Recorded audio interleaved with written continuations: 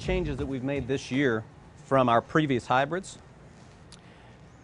If you look down at that face, it's got a much straighter leading edge. It has a lot very more iron looking. Exactly. It has a very, very iron type of facing. So Yeah. again, when you make that transition from this part of the set to this part of the set, you're seeing that same, blocked out the same way with the sandblasting.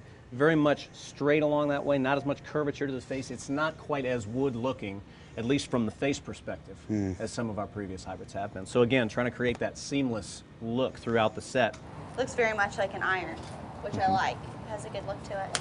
Anytime you start being able to get weight away from the club face, low in the head and away from the face, it's going to pull the center of gravity down and back, and that always helps you launch the golf ball higher. So when you get a head that's shaped the way a hybrid is shaped, it's inherently going to be much easier to launch it up in the air.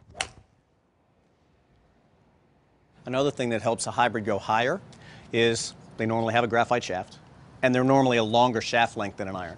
You know, your 3-iron would be 39 inches long, where hybrids are normally 40 to 40.5 inches long. When you start getting just a longer lever, it makes it much easier to get the golf ball up in the air.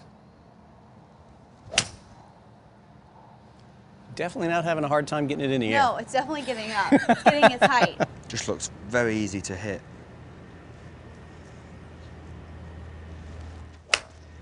This would be more for, you know, rock hard courses like the links type courses, where I just find it a lot easier to hit this type of club off something that's, you know, like rock hard. It'd be a lot easier to hit it. So versatility in the different kind of lies you might encounter? Absolutely. What's great about hybrid is you can hit it out of the rough, sometimes a lot easier than hitting a long iron.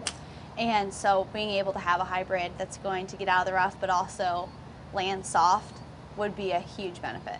What's been great is I used to have such a huge gap between my 7-wood and my 4-iron. And that's what the hybrid has really filled that. So I don't have a 7-wood anymore, but it's kind of, instead of having a 20-yard gap, it follows right in order. Exactly. Well, that's what you want to do. That's why we make different lofts of them. That's the same thing you're doing when you bring the couple different hybrid lofts with you, is trying to fill in your gaps, even if it's a different gap for that particular week. Exactly.